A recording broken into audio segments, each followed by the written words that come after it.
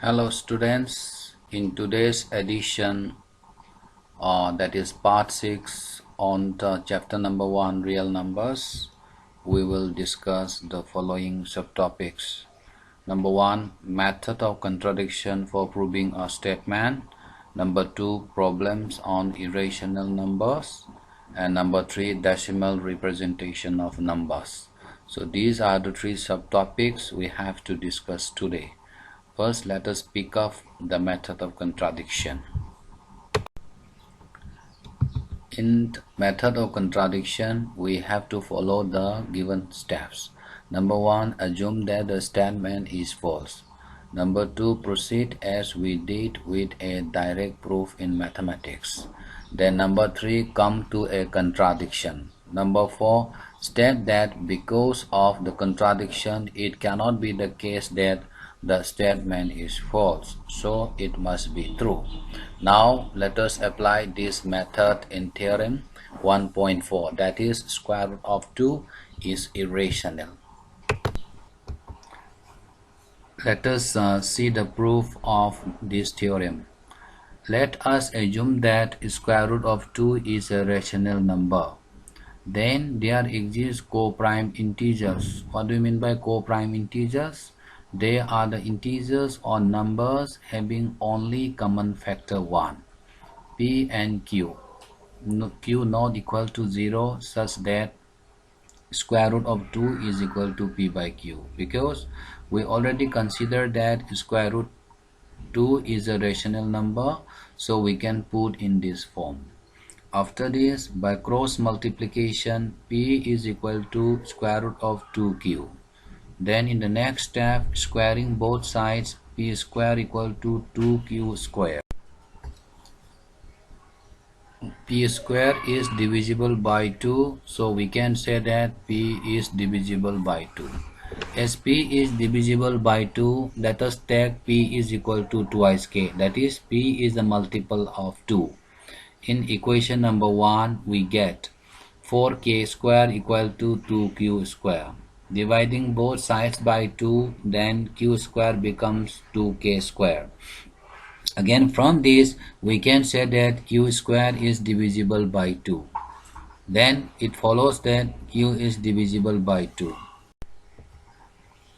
So P and Q have the common factor 2.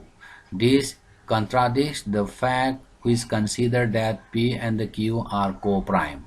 That is, they do not have common factor other than 1. So our supposition or assumption is wrong. Thus, we can conclude that square root of 2 is an irrational. Now let us discuss question number 2 of exercise 1.3. Prove that 3 plus 2 root over 5 is irrational. Solution. Let us see the solution now. You assume that 3 plus 2 root over 5 be a rational number. Then we can write this number as P by Q, because it is a rational number where P and the Q are integers and the Q not 0. Then transposing 3 to the right side, we can write 2 square root of 5 is equal to P by Q minus 3. After simplification, we are getting as square root of 5 is equal to P minus 3Q divided by 2Q.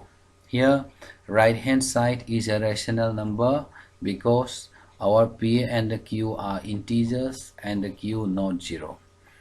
It means that root over 5 which lies on the right hand side of equation 1 is a rational number. This is a contradiction because square root of 5 is not a rational number. Thus our assumption is wrong.